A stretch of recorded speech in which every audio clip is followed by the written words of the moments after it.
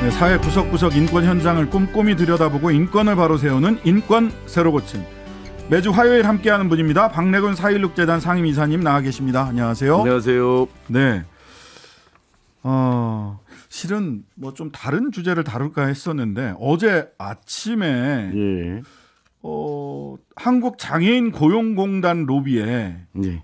발달 장애인들이 예. 1시간 반 정도 예. 로비를 점거 농성을 하다가 경찰에 연행됐다.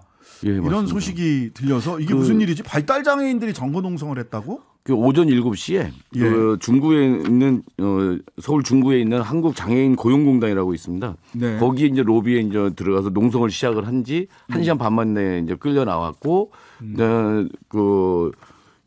거기 들어가 있었던 이제 21명이 다 이제 잡혀갔었는데 네. 이제 한 명만 빼고 다 이제 어젯밤에 나왔어요. 네. 근데 이제 이 사람들이 그럼 왜 들어갔냐? 그러니까요. 발달 장애인들이 근데 이 사람들이 이 사람들이 동료 장애인 지원가라고 하는 직업을 가지고 있었던 사람들이에요. 동료 지원가 사업? 예. 근데 이제 이게 좀 말하자면 중증 장애인들의 그 일자리 사업이거든요. 네. 노동을 통해서 일을 통해서 월급도 받고 비록 굉장히 적지만 네. 이런 사업인데 이게 이제 올해 23억 정도 예산으로 이게 운영이 되던 거예요. 예, 올해는. 근데 내년에는 이걸 다 전액 삭감하겠다. 전액 삭감이요. 전액 삭감하기도 이게 그냥 좀 줄이는 게 아니라 전액 삭감 23억 정도밖에 안 되는데 네. 이걸 전액 삭감한다니까 말이 안 되잖아요.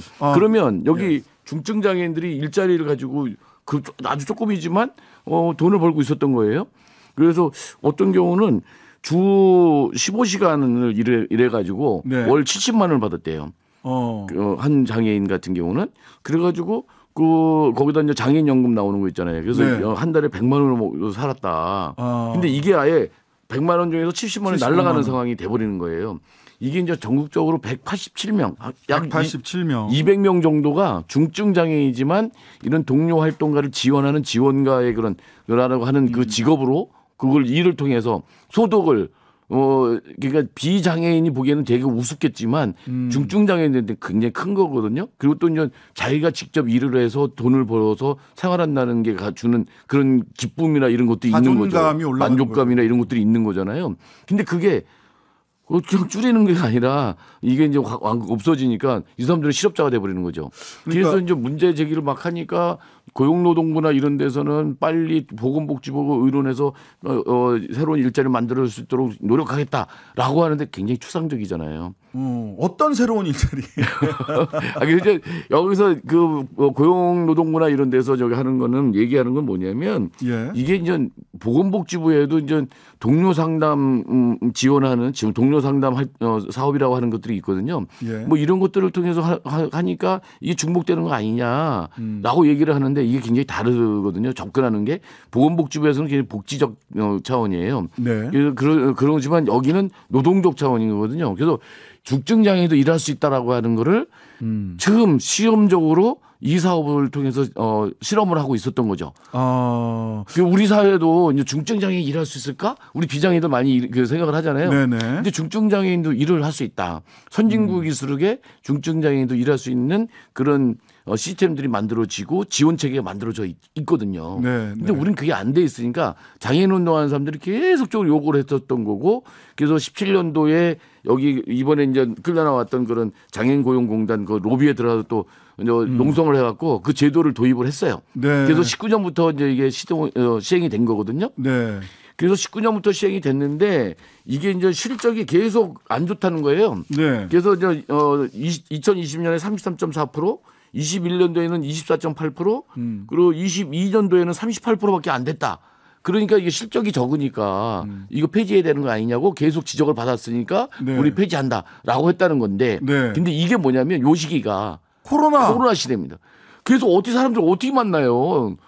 이 사람들이 이제 이 사업이 뭐냐면 중증 장애인들이 동료 중증 장애인을 만나서 네. 이게 좀 노동 의욕들을 일할 그런 근로 의욕들을 고취시키면서 일할 자리도 알아봐주고 상담도 해주고 얘기도 들어주고 뭐 하는 이런 거예요. 네. 이런 것들인데 이게 코로나 시기 때문에 못 만났는데 이게 실적이 저조하다, 부족하다. 그러니까 폐기해야 되는 거 아니냐.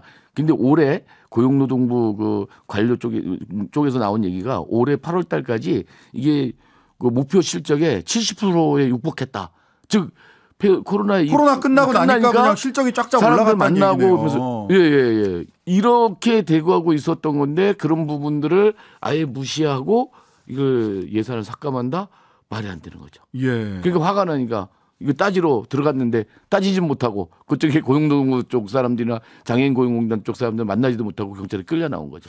발달 장애인이라고 하면 두 가지 정도가 생각이 나는데 하나는 그 여러분들 많이 보신 우리들의 블루스라고 하는 드라마에 나온 정은혜 작가 네. 이런 분이 발달 장애인인데 정은혜 작가도 언제 자기가 가장 보람을 느꼈냐 소위 그런 지원 사업을 해서 본인이 그림을 그려주고 그걸 통해서 사람을 만나고 뭐 적은 돈이지만 그 그림을 그려준 대가로 돈을 받고 그걸로 본인 스스로가 생활할 수 있다라고 하는 네.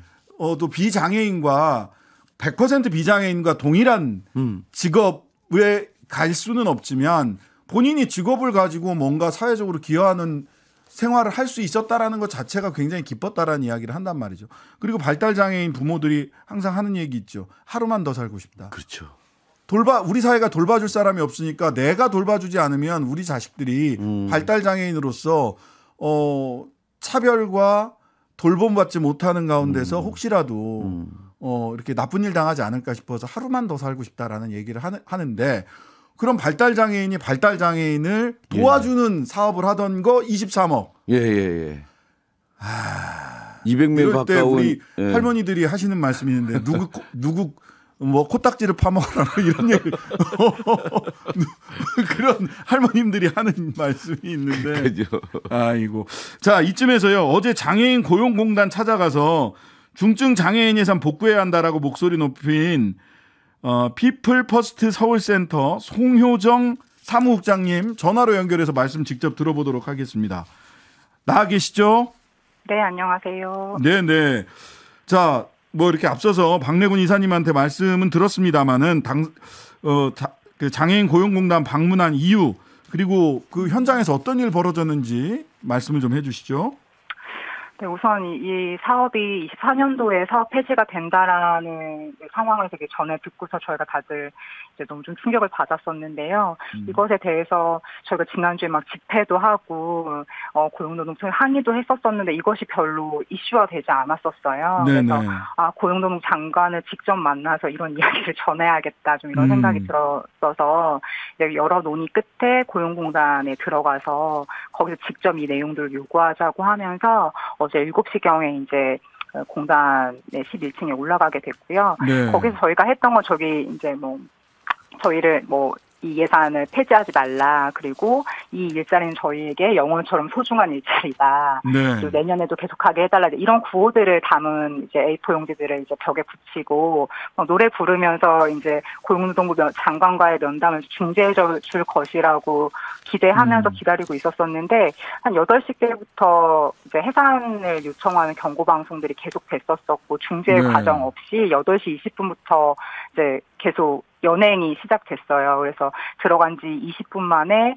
거의 대부분 그 공간에서 밀려 나오게 되는 그런 상황이 됐었었고 발달장애인 9명과 비발달장애인 16명 정도가 그 현장에서 연행되어져서 5개 서로 분리돼 들어가서 조사를 계속 받게 되는 상황이 있었습니다. 그 송지연 피플퍼스트 성북센터 소장님이 네네. 본인 손목하고 그쪽 문을 수갑으로 연결해서 이렇게 앉아서 울고 있는 사진이 언론에 보도가 돼서 굉장히 보면서 굉장히 저도 마음이 좀 많이 아팠는데 괜찮으세요?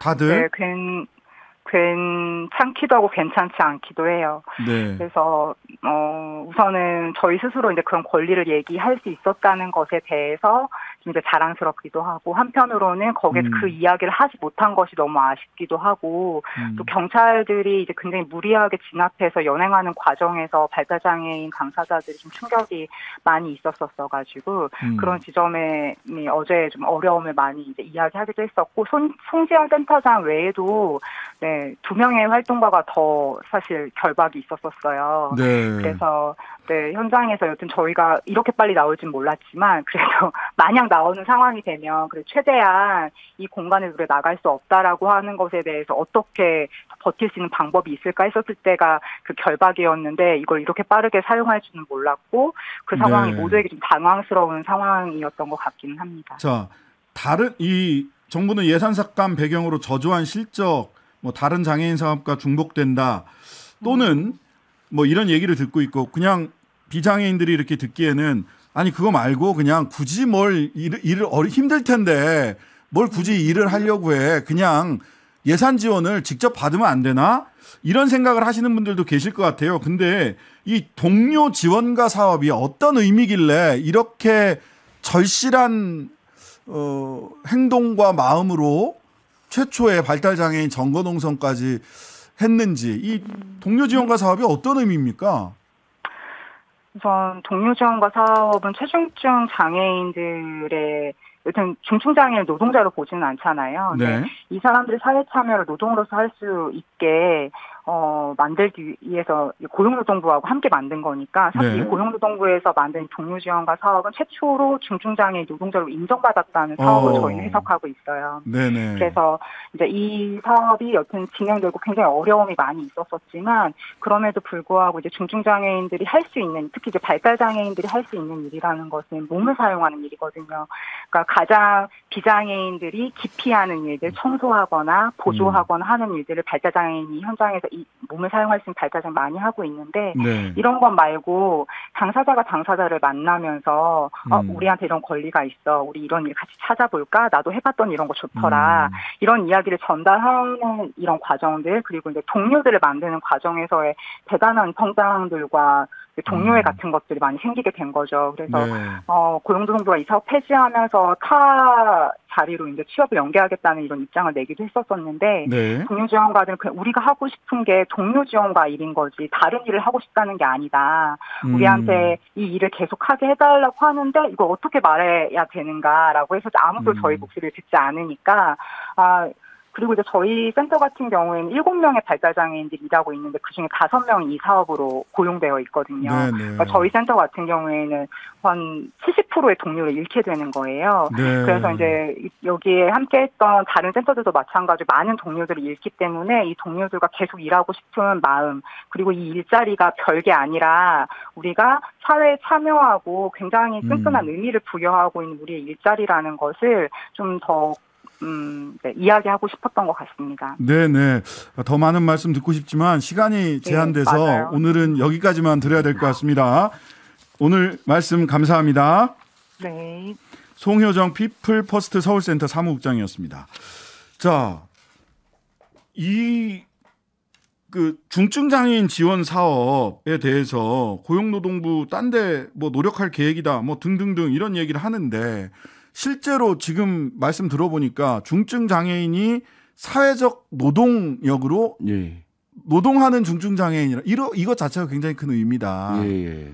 라는 말씀을 주셨어요. 그 우리나라에도 이제 그 회사나 또 공공기관이나 이런 데서도 여기 이제 의무 교육 고용률 있잖아요. 2%를 장애인을. 예. 장애인 그런데 의무 고용률. 예, 이거를 안 지키고 그냥 돈으로 내요. 과태료 내는 걸로 그냥 끝내버리거든요. 이거 네. 좀 바꿔야 되거든요. 그래서 우리 사회도 장애인도 우리는 이제 장애인들이 무슨 일을 해? 아까 이제 그 뭐 앵커께서 말씀하신 것처럼 네. 그런 얘기들을 하는데 장애인도 일할 수 있고 그래야 된다. 이게 장애인들도 자기 자존감을 좀 높여야 되고 그리고 네. 또 성취감이나 자아 실현 어떤 이런 것들을 하고 싶어 하는 네. 거잖아요. 네. 똑같이 인간으로서 그렇게 할 수 있는 조건들을 만들어 주자. 이게 이제 장애라고 하는 게 그 사람이 장애가 있어서 장애가 아니라 사회가 그걸 장애로 만드는 거다. 그만큼 그 사람이 그 일할 수 있는 조건도 안 만들어주고 이동할 수 있는 조건도 안 만들어주고 공부할 수 있는 조건도 안 만들어주고 이게 장애가 있으니 불편해 너 혼자서 이렇게 고립돼서 살아라 이런 식으로 가면 안 되는 거잖아요. 네. 선진국일수록 이런 저들이 그럼 더 장애에 맞게 어떤 일을 할 수 있을지 거기에 맞게 시스템을 만들어주고 실제 일할 수 있도록 해주고 그걸 통해서 월급도 이렇게 받게 해주고 하는 걸 아주 그 심혈을 기울여서 그걸 하거든요. 네. 우리가 장애인들도 얘기를 할 수 있어요. 발달 장애인들도 저 사람들이 그 얘기를 하는 거 잘 못 들을 수도 있지만 그 사람도 자꾸 얘기를 귀로 듣게 되면 그 사람도 의사소통이 될 수 있거든요. 네, 맞습니다. 의사소통 못하는 사람들도 또 자기 표현하는 방법들이 있어요. 이런 것들을 계속 개발해 왔던 게 장애인 운동이고 외국에서는 이미 그렇게 하고 있고 그걸 통해서 이 어렵게 중증 장애인들 일할 수 있다. 아까 노동자라고 그랬잖아요. 네. 이런 거를 최초로 실험적으로 이걸 하고 있는데 이걸 아예 없애겠다. 그런 실험 따위. 그런 실험 따위. 그래서 아까도 그 송효정 그 사무국장이 이야기하는 게 우리의 권리를 말할 수 있어서 좋았다고 그러잖아요. 네. 이 사람들은 자기 자신의 어떤 얘기들을 사람들 앞에서 얘기할 수 있는 기회도 없고 네. 또 들어주지도 않아요. 네, 네. 자, 그런데 이런 사람들이 그렇게 권리도 얘기하고 자기가 이렇게 활동을 하면서 그 동료도 만들고 동료도 이렇게 이제 일할 수 있도록 같이 알아봐주고 또 또 비슷하게 자기하고 같이 일할 수 있게끔 해주고 이런 게 보람이 있는 거거든요. 네. 이런데 이거 자체 그 싹을 지금 주겠다고 하는 게 아니 그 뭐 사업이 성과가 없으면 조정을 한다든지 예산을 그렇죠. 조정한다든지 이럴 수도 있는데 아니, 그냥 없앴어요. 그러니까 그거를 좀 들어보고 협의도 해보고 실제로 이제 피플 퍼스트 같은 데가 이제 그러잖아요. 발달 장애인 아까 7명 예. 지원가가 있다고 그러잖아요. 예, 노동하는 7명이 있다는 거죠. 7명이 그 센터에도. 그럼 그쪽의 실태가 어떤지 거기에 어려운 게 뭔지 이거를 개선하려면 어떤 게 있는지 얘기를 좀 해야 되는데 그런 거 없이 그냥 잘라. 근데 이게 굉장히 중요한 실험이었거든요. 우리 사회도 중증 장애인들과 같이 일하면서 살 수 있다라고 하는 것들을 그런 사회로 가기 위한 중요한 실험인데 그 실험의 이 싹 싹을 자체를 없애려고 하는 23억짜리 거라서 싹을 0으로 만들었다. 안타깝습니다. 오늘 말씀 여기까지 듣겠습니다. 지금까지 박래군 4.16재단 상임이사였습니다. 감사합니다. 네, 고맙습니다. 하루 종일 기다려지는 진짜 시사. 평일 저녁 6시 5분 신장식의 뉴스 하이킥.